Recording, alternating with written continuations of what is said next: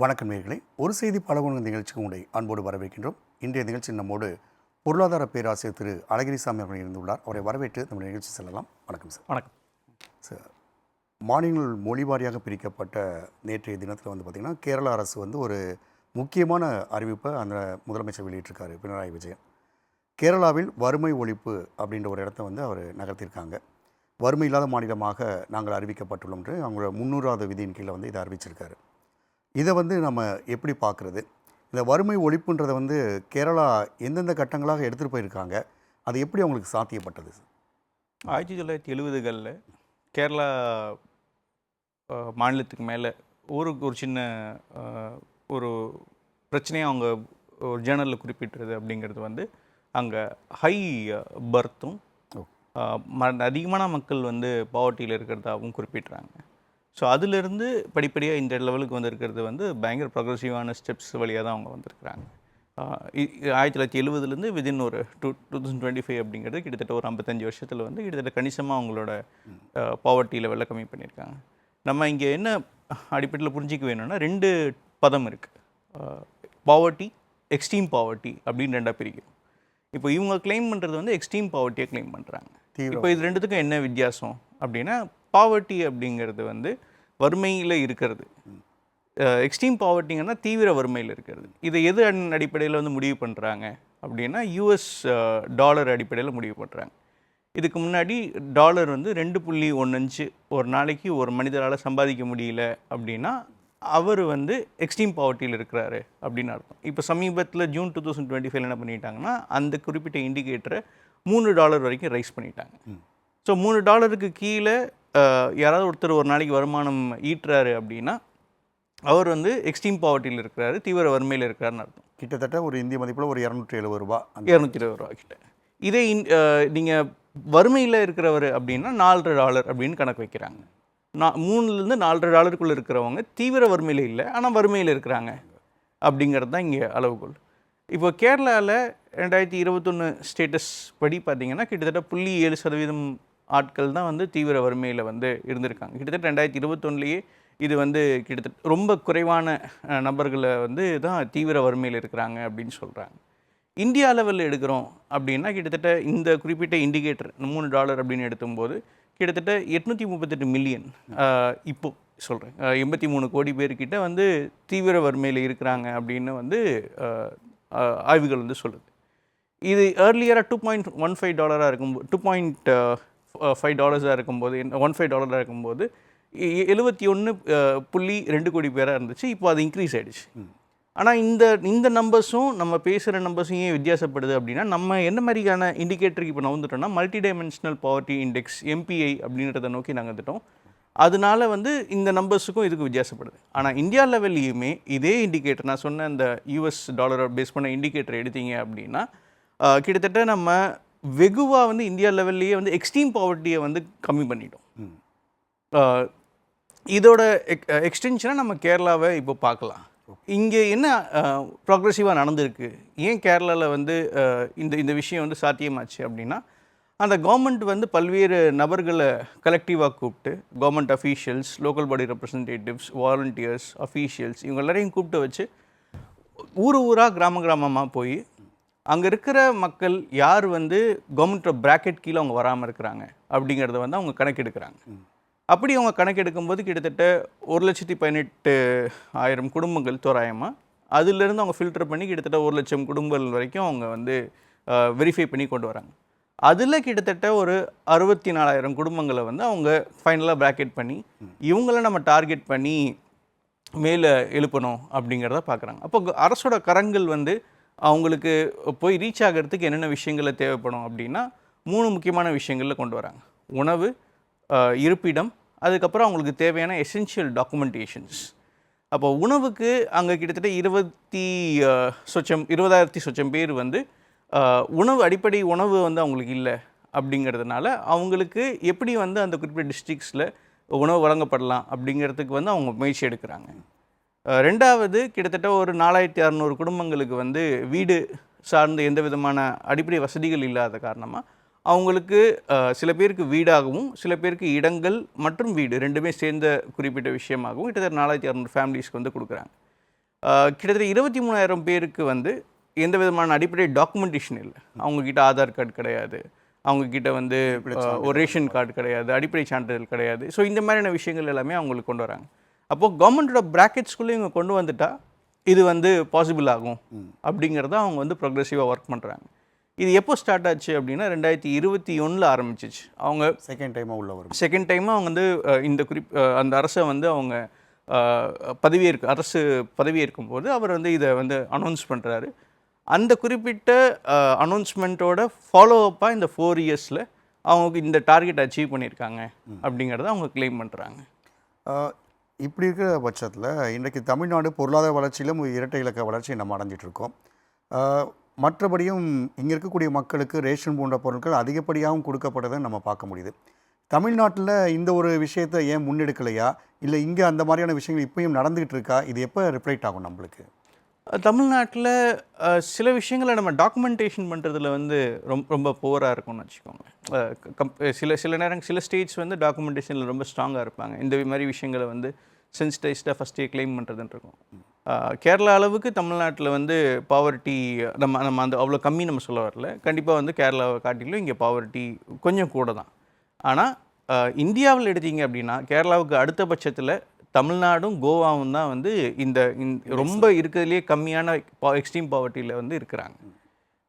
இப்போ நீங்கள் 3 ஸ்டேட் எடுத்துக்கிட்டீங்க அப்படின்னா கேரளா, கோவா, தமிழ்நாடு எடுத்துக்கிட்டிங்கன்னா இதில் அதிகபட்ச மக்கள் தொகை கொண்ட மாநிலம் அப்படின்னு எடுத்திங்கன்னா வந்து அது தமிழ்நாடு தான். ஸோ மற்ற 2 ஸ்டேட்டுமே ஒன்று ரொம்ப குறைவான பாப்புலேஷன் இருக்கக்கூடிய ஸ்டேட், ஒன்று ஒரு சின்ன ஆவரேஜ் சைஸ் பாப்புலேஷன் இருக்கக்கூடிய ஸ்டேட். அவங்கள கம்பேர் பண்ணும்போது ஒரு 8 கோடி மக்கள் கொண்டு இருக்கிற ஒரு மாநிலம் வந்து கிட்டத்தட்ட கம்பேரிட்டிவாக ப்ராக்ரெசிவாக போகுது. ஆனால் இன்னுமுமே அவங்க இந்த மாதிரியான ஒரு முயற்சிகள் எடுத்துகிட்டு போனால் அப்படின்னா அந்த நம்பர்ஸை மேலும் கணிசமாக குறையிறதுக்கான வாய்ப்புகள் இருக்குது. நம்ம இந்த டாக்குமெண்ட்ஸை கொடுக்கறது எனக்கு தெரிஞ்ச சமீபத்தில் அந்த ஸ்கீம்ஸ் இருந்துச்சுல உங்களுக்கு, மக்களுடன் முதலமைச்சர் சார்ந்த மக்களுடன் ஸ்டாலின் திட்டம்லாம் இருந்துச்சு. ஸோ இது மேபி அதோட இனிஷியல்ஸ் ஒரு ஸ்பர்ராக இருக்கலாம். அதை இன்னும் நிறைய மக்களோடு சேர்ந்து வாலண்டியர்ஸோடு சேர்ந்து அதை ஊருக்கு கிராமங்களுக்கு கொண்டு போகணும் அப்படின்னா மேபி அங்கே கேரளாவில் நடந்த மாதிரி இங்கேயும் நம்ம டார்கெட் பண்ணி சில இன்னும் அந்த பெர்சன்டேஜை வந்து கம்மி பண்ணுறதுக்கான வாய்ப்புகள் இருக்கலாம்னு நினைக்கிறேன். இப்போ தமிழ்நாடை விட அதிகப்படியான ஒரு மக்கள் தொகை கொண்டு நம்ம யூபியை சொல்லலாம். அங்கே இன்னும் ஒரு வளர்ச்சி குறைந்த ஒரு இடங்களில் தான் இருக்கிறத நம்ம பார்க்க முடியுது. அப்போ மத்திய அரசு இந்த தீவிர வறுமை ஒழிப்பு திட்டங்களை மற்ற பிற மாநிலங்களுக்கும் எடுத்துகிட்டு போகிறதுக்கான முயற்சிகளாக இன்னும் நம்ம என்ன செய்ய வேண்டியது இருக்குது? ஏன்னா உலக அளவில் இந்தியாவோட வந்து பார்த்திங்கன்னா ஒரு 14.96 வறுமை கோட்டில் இருக்காங்க அப்படின்ற மாதிரி சொல்லிட்டு இருக்காங்க. ஸோ இந்த தீவிர வறுமை ஒழிப்பையும் மத்திய அரசு கையில் எடுக்கணும் அப்படின்னா பிற மாநிலங்களுக்கும் என்னென்ன முயற்சிகளை இப்போ நம்ம எடுக்க வேண்டியது இருக்குது? இப்போ கேரளா ஒரு முன்னறிவிப்பாக அவங்க அறிவிச்சிட்டாங்க. அந்த மாதிரி மற்ற பிற மாநிலங்களும் இந்த ஒரு கோட்டுக்குள்ளே இல்லை இந்த வளையத்துக்குள்ளே எடுத்துகிட்டு வரணும் அப்படின்னா மத்திய அரசு இன்னும் எந்த அளவுக்கு முயற்சிகள் எடுக்க வேண்டியது இருக்குது? நம்ம தீவிர வறுமையை எப்படி பார்க்குறோம் அப்படின்றது ஒன்று இருக்குல்ல. இப்போது நம்ம ஒரு 40 வருஷத்துக்கு முன்னாடி அது எந்த ஊராக வேணா இருக்கலாம், நீங்கள் எதுவும் இல்லாமல் யாசகம் ஏந்தி ஒரு வாழ்க்கையை நடத்தக்கூடிய ஆட்கள் பல பேர் இருந்தாங்க. இன்றைக்கி நீங்கள் எந்த குறிப்பிட்ட ஊருக்கு போனாலும் அது அப்படி யாசகம் கேட்குறவங்க வந்து கம்மியாக இருக்காங்க. அப்போது இது எக்ஸ்ட்ரீம் பாவர்ட்டி நம்ம சொல்கிறது கிட்டத்தட்ட எதுவுமே இல்லை அப்படிங்கிற இடத்துல இருக்கிற விஷயங்கள் இருக்காங்களே, அது எல்லா இடத்துலையுமே குறைஞ்சிருக்கு. அதனால தான் இந்த உலக வங்கி வந்து இந்தியாவில் பாவர்ட்டி ரொம்ப அதிகமாக எக்ஸ்ட்ரீம் பாவர்ட்டி ரொம்ப கம்மியாக இருக்குது அப்படின்னு சொல்கிறாங்க. கிட்டத்தட்ட less than 4% கொண்டு வந்துட்டாங்கன்னு சொல்கிறாங்க. அது யூபியில் கூட உட்பட்டு தான் நானும் சொல்கிறேன். ஆனால் என்ன பிரச்சனையாக இருக்குது அப்படின்னா வறுமை அப்படிங்கிறது வந்து வல்னரபிள் ட்ராப் மாதிரி. உங்களுக்கு வந்து ஒரு ரெகுலர் ஜாப் இல்லை, சோஷியல் செக்யூரிட்டி இல்லை, இந்த மாதிரி உங்களோட வாழ்க்கை வந்து அரசாங்கத்தோட ஹேண்டிலேயே தான் தொடர்ந்து இருக்க முடியும் அப்படிங்கிறது இருக்குல்ல. இங்கே முக்கால்வாசியான பாப்புலேஷன் அப்படி தான் இருக்குது. இப்போ அந்த ஒரு 270 ரூபாய் அப்படின்ற ஒரு கணக்கு வரும்பொழுது இங்கே இருக்கக்கூடிய மகாத்மா காந்தி ஊரக தேசிய வலைப்பத்திலே ஒரு 240 ரூபாய்க்கு வரைக்கும் இன்றைக்கி வரக்கூடிய இடத்துக்கு நம்ம இருக்கிறோம். ஸோ அப்படி இருக்கும்போது இந்த தீவிர வறுமை ஒழிப்புன்றது எல்லா மாநிலங்களும் இருக்கக்கூடிய ஒரு நிலைமை தானே இருந்திருக்கணும். அது நம்மளை இண்டிகேட் பண்ண முடியலையா? அது அந்தந்த ஸ்டேட் கவர்மெண்ட்ஸ்க்கு இருக்கிற கன்சர்ன்கிறது வித்தியாசப்படுது. இங்கே இந்த ஸ்டேட் கவர்மெண்ட்ஸோட கன்சர்ன் அப்படிங்கிறது பல்வேறு விஷயங்களை அவங்க எஸ்டாப்ளிஷ் பண்ணி முடிச்சிட்டாங்க. ஹெல்த்தில், எஜுகேஷனில், மற்ற விஷயங்களில். அதுக்கப்புறம் வந்து அவங்க பாவர்ட்டி வந்து டார்கெட் பண்ணுறாங்க. மற்ற இடங்களில் அடிப்படை வசதிகளில் இன்னும் அவங்க வந்து இப்போ தான் ஒர்க் பண்ணிகிட்டு இருக்காங்க. ஒரு நல்ல அந்த இடத்துல மத்திய அரசு நம்ம என்ன செய்ய வேண்டியது இருக்குன்றது ஒரு கேள்வி வந்துடுது. மத்திய அரசு இன்னும் இந்த மாதிரியான பாலிசிஸை எடுத்துகிட்டு ஒர்க் பண்ணலாம். ஆனால் மறுபடியும் அந்த ஸ்டேட்ஸோட ஹோல்டு இருக்கணும். அவங்களோட அவங்களோட 2 பேரோட இவங்க இந்த 1,00,000 பேர் எப்படி கணக்கெடுத்து வச்சாங்களோ அதே மாதிரி ஒவ்வொரு மாநிலமும் அங்கே இருக்கக்கூடியவங்களை வந்து கணக்கெடுக்கணும். அதுக்கடுத்து ப்ராசஸ் பண்ணால் தான் இந்த இடத்துக்கு நம்ம வர முடியும். அதை விட முக்கியம், நீங்கள் இந்த குறிப்பிட்ட ப்ராசஸ்க்கு வந்து கிட்டத்தட்ட 1000 கோடி ரூபா இன்வெஸ்ட் பண்ணியிருக்காங்க, செலவு பண்ணியிருக்கிறாங்க. அப்போது மத்திய அரசும் இதுக்கான ஒரு ஃபண்டு எல்லா ஸ்டேட்ஸுக்கும் அலோகேட் பண்ணாங்கன்னா தான் இந்த ப்ராசஸ்க்குள்ளே நம்ம போக முடியும். நீங்கள் அவ்வளோ பேர் ரெக்ரூட் பண்ணணும், அவங்களுக்கு நீங்கள் சம்பளம் கொடுத்து அந்த ப்ராசஸை வந்து நடத்தி, இப்போ லேண்ட் இல்லாதவங்களுக்கு இடம் கொடுக்கறதோ இல்லை வந்து உணவு இல்லாதவங்களுக்கு உணவு தொடர்ந்து சப்ளை பண்ணுறதோ, இது எல்லாமே கண்டினியூஸ் ப்ராசஸ் நடக்கணும். இன்றைக்கி அனௌன்ஸ்மெண்ட் நடந்துருச்சு, முடிஞ்சிருச்சு, அதோடு நம்ம க்ளோஸ் பண்ணிட்டோம் அப்படின்னா மறுநாள் அடுத்த மாதத்தில் மறுபடியும் அவங்க வந்து எக்ஸ்ட்ரீம் பாவர்ட்டிக்கு வீழ்றதுக்கான வாய்ப்புகள்.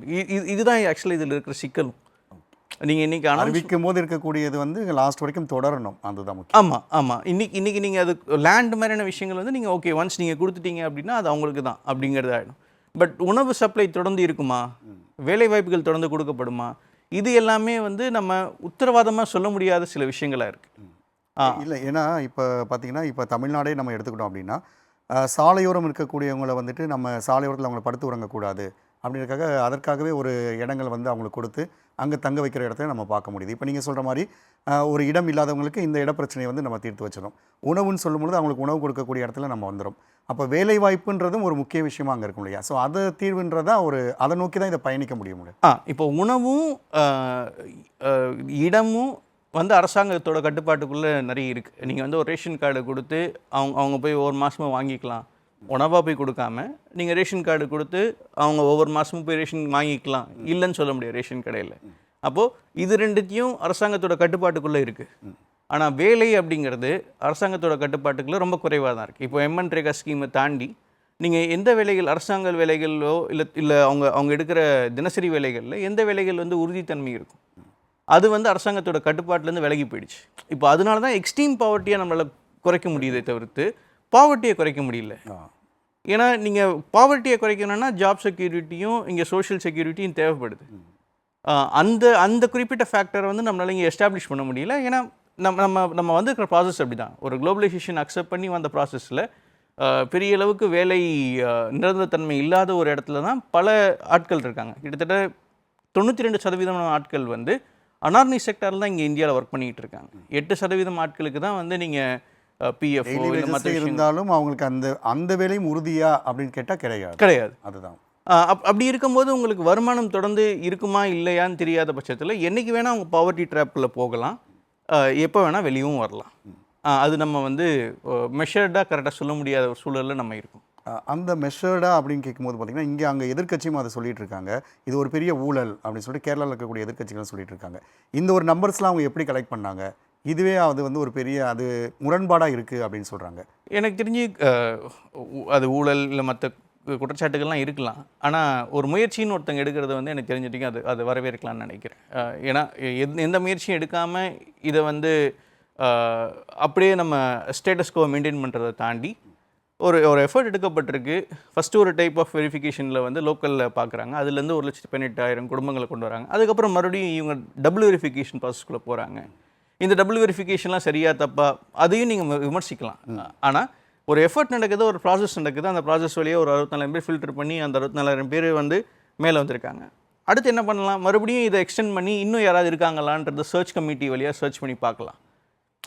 அரசின் திட்டங்கள் ஒவ்வொரு மக்களுக்கும் சென்றடைதா, கடைக்கோடி மக்களும் சென்றடைதான்னு பார்க்குற மாதிரி இதுலேயும் அந்த விஷயங்களை நம்ம வந்து முன்னெடுக்கும் பொழுது அது கரெக்டாக வந்துடும். ஆமாம், பட் இது எக்ஸ்டென்ஷன் எவ்வளோ பண்ண முடியும்?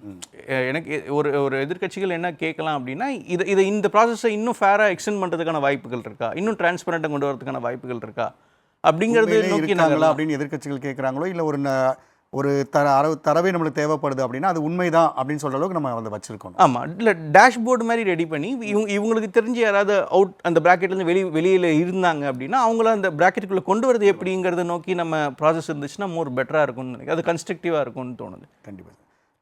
எப்படி இருந்தாலும் ஒரு வறுமை என்பது ஒழிக்கப்படக்கூடியது. இந்த நாட்டில் வந்து வறுமை என்ற சொல்லி இருக்கக்கூடாதுன்றதான் எல்லோருடைய கோரிக்கையாகவும் இருக்குது. அரசும் அதை தாண்டி பல விஷயங்களை செஞ்சுட்டு நம்ம பார்க்க முடியுது. அதில் முன்னணி மாநிலமாக இன்று கேரளா அறிவிக்கப்பட்டது போல் அனைத்து மாநிலங்களும் இந்த தீவிர வறுமை ஒழிப்பை தாண்டி வறுமையும் ஒழிக்கப்பட்டுள்ளது அப்படின்ற ஒரு வார்த்தையை கேட்கறதுக்கான நாள்கள் வெகு தொலைவில் இல்லை அப்படின்றத நம்ம இதிலிருந்து புரிஞ்சிக்க முடியுது. அரங்கில் வந்து உங்களுக்கு கருத்துக்களை தெரிவித்தமைக்கு மிக்க நன்றி சார். நன்றி. இதில் மீண்டும் ஒரு நிகழ்ச்சி சந்திக்கலாம். நன்றி, வணக்கம்.